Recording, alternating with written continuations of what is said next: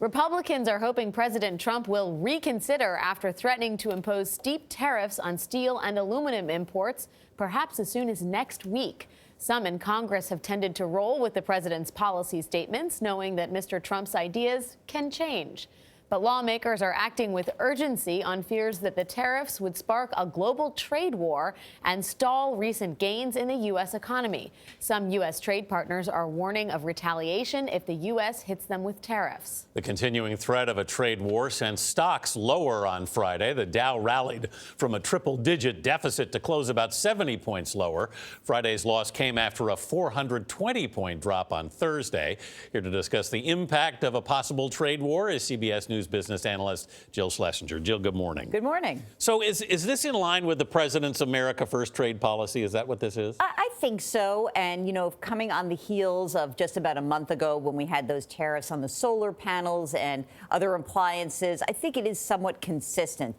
But look, the critics are really worried about this one because this seems to be taking it to another level. And the fear is that this could be the beginning of something much bigger and retaliation from some of our trading partners like Canada and Mexico. We're already negotiating NAFTA with them. This could really hurt much of our negotiating stance with these countries. Jill, the EU has already sort of announced some very pointed retribution, if you will. They seem to be not necessarily surprised, but they have their ducks in a row. Oh, yes. This was from the European Commission. We have tariffs will be on Harley-Davidsons, bourbon, and blue jeans. So that's quite pointed. I don't know if that's going to do anything. But look, this just shows you these are our allies, right? So Europe. And not only that, but we have a lot of the people who in the Canadian countries that are saying, like, this is a big problem.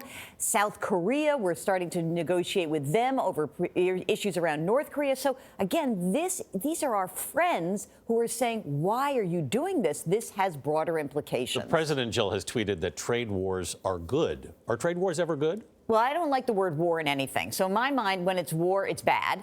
Trade wars are not good. They can lead to really big problems when it comes to the global economy. So again, will these tariffs undo our economic progress right this second? Probably not. But if we see retribution from these other countries, that could start to get into some very thorny territory. The concern among economists that I speak to is, no, it's not this, but it's something, the next thing. And if all of a sudden we're all fighting, this could really slow down world economic progress. And some of them said that this could actually lead to a global recession. Well, Jill, it's also beyond overseas. There's a domestic audience that could be hurt here, right? The agricultural sector, which is a large part of the president's base, could be very injured by these tariffs. Yes, there's this very interesting because although China does not actually export a lot of steel and aluminum anymore to the U.S., because that's changed over the last decade, some of these measures will hit China. And we export quite a bit of soybeans to China. And so the agricultural sector is very fearful that the retribution from China could really hurt their industry. So on one hand, you've got a winner. You say anyone in the domestic steel and aluminum business feels great about this.